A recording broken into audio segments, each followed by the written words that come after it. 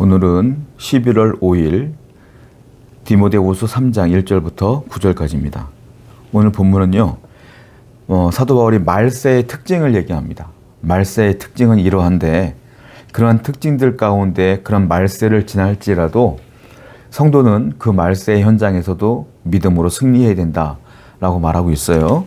자, 1절부터 보겠습니다. 너는 이것을 알라. 말세에 고통하는 때가 이르러 사람들이 자기를 사랑하며 돈을 사랑하며 자랑하며 교만하며 비방하며 부모를 거역하며 감사하지 아니하며 거룩하지 아니하며 무정하며 원통함을 풀지 아니하며 모함하며 절제하지 못하며 사나우며 선한 것을 좋아하지 아니하며 배신하며 조급하며 자만하며 쾌락을 사랑하기를 하나님 사랑하는 것보다 더하며.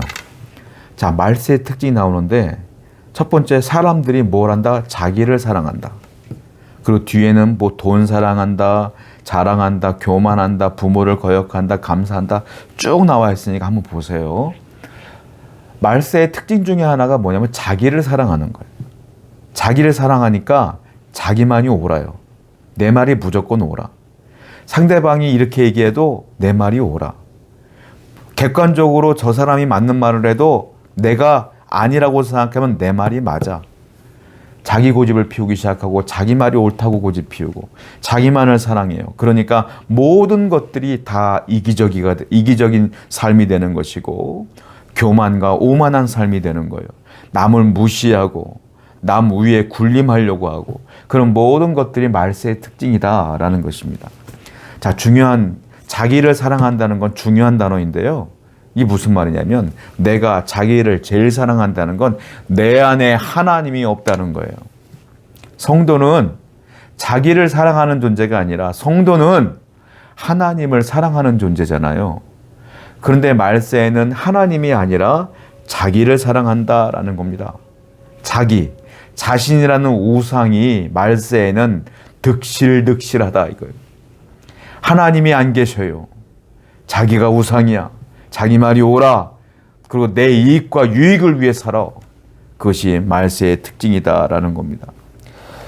성도 여러분, 성도는요, 자기를 사랑하는 존재가 아니라 하나님을 사랑하는 존재가 되어야 돼요. 하나님을 사랑하다 보면 하나님이 사랑하는 누군가 이웃들을 또 사랑하게 돼 있는 거예요. 그렇게 자기 희생과 자기 부인과 자기 겸손에 정말로 겸손에 따라 살아가는 성도들이 진정한 성도다라는 것이죠. 자, 그렇게 쭉 나열하고 바울은 이 말세의 현상을 한마디로 표현합니다. 5절이에요. 경건의 모양은 있으나 경건의 능력은 부인하니 이 같은 자들에게서 네가 돌아서라. 자, 그러므로 경건의 모양은 있다. 경건의 껍데기는 있다. 그런데 경건의 능력은 없다.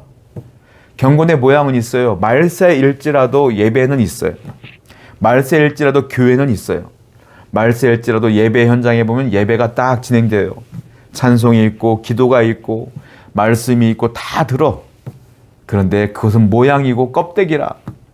경건의 능력은 없다. 말세일수록 경건의 능력은 없다. 자, 이 경건의 능력은 뭐냐면 이미 바울은 디모데에게 무슨 얘기를 하냐면 어려울 때, 힘들 때, 환난이 있을 때에 너는 주 안에 있어라. 주님의 능력으로 이길 수 있다라고 표현했어요. 자, 디나미스라는 단어가 있는데 헬라어로 그건 성령을 의미합니다. 디나미스는 폭발력 있는 하나님의 능력을 의미하는 거예요. 자, 바울은 디모데에게 그렇게 얘기했어요. 환난이 있고 어려움이 있을 때마다 하나님을 의지할 때에 너가 이길 수 있어. 이렇게 표현했단 말이에요. 자, 경건의 능력은 뭐냐 하면 경건의 능력도 마찬가지예요. 성령의 능력이 내 안에 들어와 있어야 내가 그 능력으로 경건한 삶을 산다는 거예요. 자, 경건의 능력은 뭐냐? 삶의 변화를 의미하는 겁니다. 사람들은 경건한 척을 하고 예배드리는 척은 하지만 삶의 변화가 없어. 말세일수록. 삶의 변화가 없는 것을 사도 바울은 뭐라고 말합니까? 경건의 능력은 없다라고 표현하는 거예요. 진짜 경건한 사람은요, 경건의 모양도 있고 삶의 변화도 있어야 되는 거예요. 그것이 진짜 성도예요.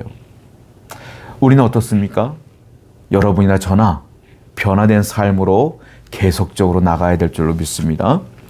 그리고 6절과 9절을 보면 이번에는 거짓 선지자들을 얘기를 합니다. 그들 중에 남의 집에 가만히 들어가 어리석은 여자를 유인하는 자들이 있으니 그 여자는 죄를 중히 지고 여러 가지 욕심에 끌린 바 되어 항상 배우나 끝내 진리의 지식에 이를 수 없느니라. 얀네와 얀브레가 모세를 대적한 것 같이 그들도 진리를 대적하니 이 사람들은 그 마음이 부패한 자여 믿음에 관하여는 버림받은 자들이라. 그러나 그들이 더 나아가지 못할 것은 저 두 사람이 된 것과 같이 그들의 어리석음이 드러날 것임이라. 말세 때 어떤 일이 있느냐면 교회 내로 잘못된 가르침을 가르치는 사람들이 슬며시 들어온다는 거예요. 이단들이 들어온다는 거예요. 교회를 망가뜨릴 존재들이 들어온다는 거예요. 그리고 어리석은 자들에게 자신들이 잘못된 지식들을 전하기 시작한다는 거예요. 7절 보니까 뭐라고 했어요? 항상 배우나 끝내 진리의 지식이 이를 수 없다. 항상 그들에게 배우는 것 같지만 진짜 진리와는 전혀 먼 지식을 쌓게 된다는 거예요. 대표적인 사람을 8절에서 얘기합니다. 얀네와 얀브레. 얀네와 얀브레는 누구냐면 모세가 바로 앞에 나왔을 때에 하나님께서 말씀하시는 걸 전하잖아요. 그때 마술사들이 있었어요. 그리고 모세가 하는 것들을 흉내냈어요. 그 사람들이 누구냐? 그 마술사들이 누구냐? 얀네와 얀브레였어요. 그 얀네와 얀브레와 같은 사람들이 비슷하지만 전혀 다른 사람들이 교회 내에 침투한다. 그게 말세 때 일어날 것이다. 그리고 잘못된 가르침으로 이단의 사설로 너희들을 유혹할 것이다. 라는 거예요. 교회의 위기는요. 외부의 압력이 있잖아요. 어떤 사람들이 교회를 외부적으로 핍박을 할 수 있겠어요. 오늘날. 뭐 로마나 그런 시대가 아니잖아요. 요즘은 외부에서 교회를 압박하지 않아요. 그럼 교회가 망가지는 건 어디서부터 망가집니까? 내부의 변질로부터 시작되는 거예요. 내부의 변질. 요즘 교회 내에서 인문학 강의도 많이 하고 성경이 아닌 엉뚱한 교육을 너무너무 많이 하는 것들을 보게 돼요. 교회의 파워는요, 말씀에서 나오는 거예요. 교회의 진리는요, 성경 외에는 없는 거예요. 그러니까 성경의 진리로 우뚝 솟아있는 그런 교회가 되어야 된다라는 겁니다. 성경이 아닌 것들을 자꾸 가르치다 보면 교회는 약화되어지고 잘못된 가르침으로 교회는 무너질 수밖에 없다라는 거예요. 성도 여러분, 우리는 말씀 중심으로 살아야 되고요.